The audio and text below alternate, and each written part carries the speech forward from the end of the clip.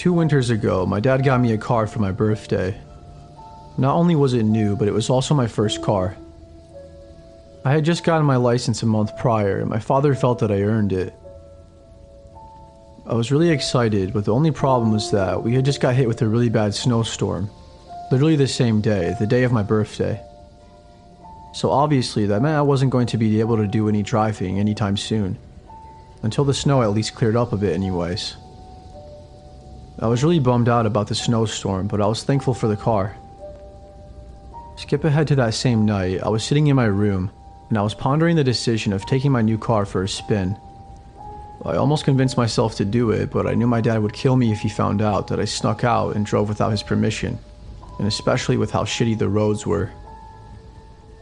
The roads were absolutely horrible, and I knew it was a bad idea, so I decided against it. Fast forward to the next night, I had been telling all my friends about my car and how excited I was. My friend Eric ended up asking me if I wanted to hang out that night, but I told him I couldn't. He later stated that he really wanted to get out of the house because I guess his dad was being shitty again or something. I don't want to get into this part too much, but basically from what I understand, Eric's dad is a horrible person that has been physically abusing him for years now. Eric said his dad had another drunken outburst and practically begged me to pick him up, so I did. After all, I wasn't going to leave my friend there all alone and not do something about it. I made my way out to the car and I had to sneak out my bedroom window. As I was driving down the road along the way, I noticed an old man in the middle of the road. I could barely see him because it was snowing quite heavily and I didn't have enough time to stop because the roads were so icy. But I had no choice other than to slam on my brakes in a panic because I was about to hit the man. The wheels lost all traction and I very quickly started to spin out. Before I knew it, I was swerving onto the other side of the road and I crashed into a ditch. I started panicking, not sure what to do. All I could think about was how fucked I was and that once my dad found out, he was going to literally murder me. The man from earlier that was in the middle of the road made his way over to me, to my driver's side door, and asked me if I was okay. I told him that I was fine and that I wasn't hurt at all. I got the creeps from this man right off the bat, and I really wanted him to get the hell away from me, honestly. I politely as possible told him to leave me alone and that I had to go. He got the hint and he stepped away from my car. I wasn't even paying much attention to where he went. All I know is that he continued walking the way he was going when I first saw him, which was the opposite direction that I was going. I reached for my phone so I could call my dad to pick me up, but that was when I realized my phone wasn't in my pocket. I began looking all over for it and I searched my car everywhere. I knew I didn't forget to bring it with me when I left the house because I vividly remember typing in Eric's address in my Maps app on my iPhone, because I didn't quite remember how to get to his house. The only thing I could do was run home, and luckily I didn't make it too far in my car before I spun out, because I would have had to have walked a lot further than the 3 or 4 miles that I had to walk. When I got home, I told my dad everything and he was pissed. He managed to pull my car out of the ditch with his truck, and he had my mom drive it home. He ended up taking the keys from me, and he told me that we would talk about it all tomorrow, and I felt horrible for what I'd done. I've actually never seen my dad that upset in my entire life.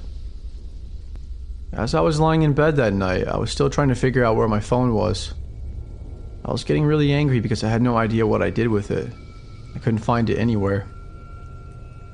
I honestly thought that in my heart I lost it somehow when I crashed and that it was buried in the snow somewhere.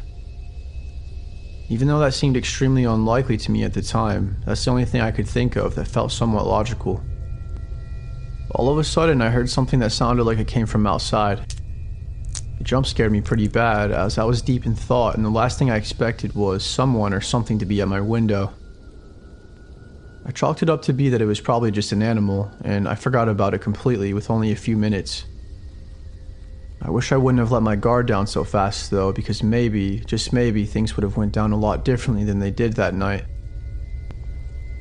All of a sudden, I heard a knocking sound that right away I could tell came from my window.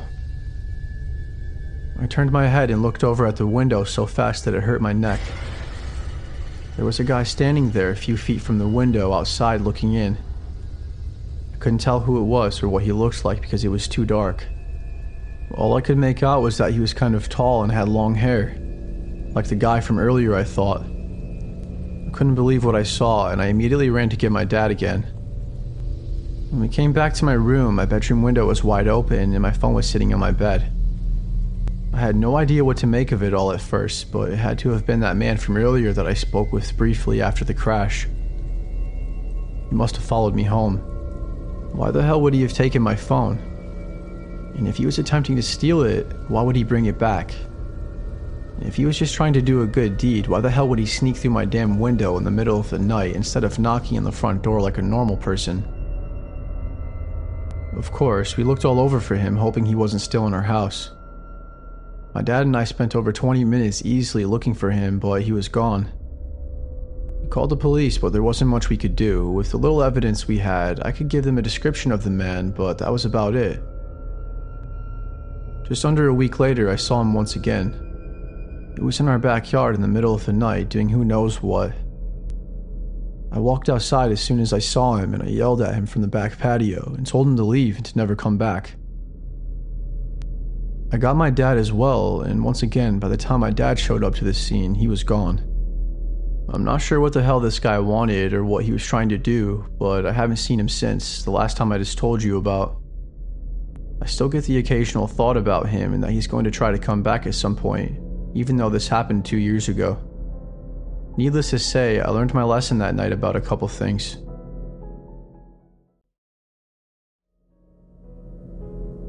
Just a couple of years ago, I was going on a long road trip for work. I used to go on these trips often in my old job, but recent events ultimately led to me getting a new job. The roads were horrible, and if it weren't for work, I wouldn't have been driving. The snow was only getting worse, and it was only getting later and later into the night.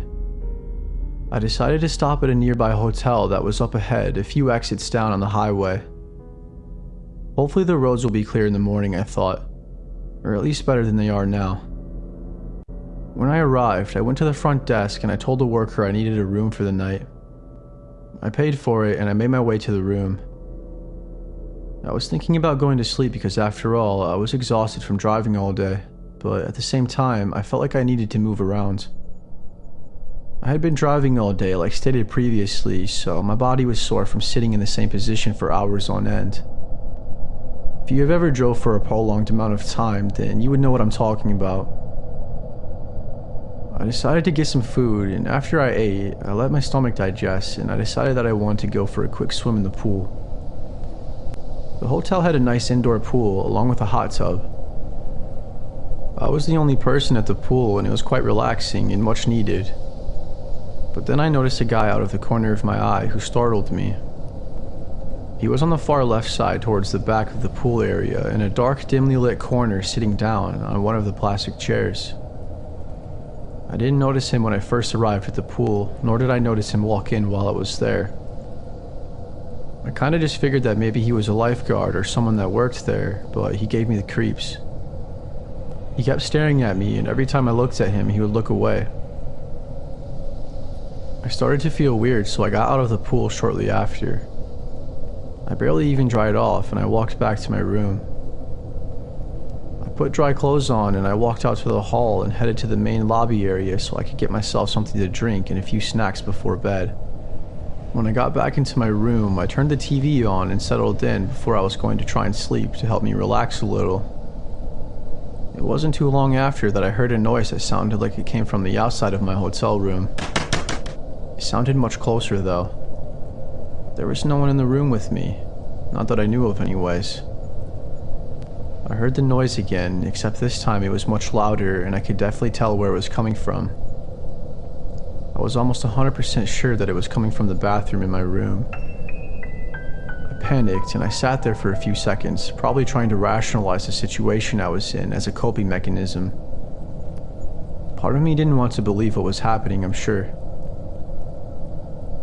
I finally snapped out of it though, and the noise continued. I walked over to the bathroom and I slowly opened the door. And what I saw was the most disturbing thing imaginable. It was the same man from earlier at the pool. He must have followed me to my room or something. I immediately tried to close the bathroom door, but he was way more than strong enough to overpower me, He ripped the door back open and it flung me into the bathroom with him. He asked me if I wanted to make $50 and he took his pants off. He then grabbed me by the arm, but I bit his arm as hard as I could. He let go of his grip on me and he slapped me in the face with his other hand. Luckily, it didn't knock me over when he hit me. I ran straight for the door and I managed to escape the room, and I ran to the main lobby once again and I told the worker at the front desk everything. He called the police right away and the man got arrested. And he was in fact a worker at the hotel, so he was fired as well. CCTV camera footage picked him up sneaking into my room when I was getting snacks at the vending machine. I don't know how he thought he was going to get away with this, but I'm glad nothing worse ended up happening.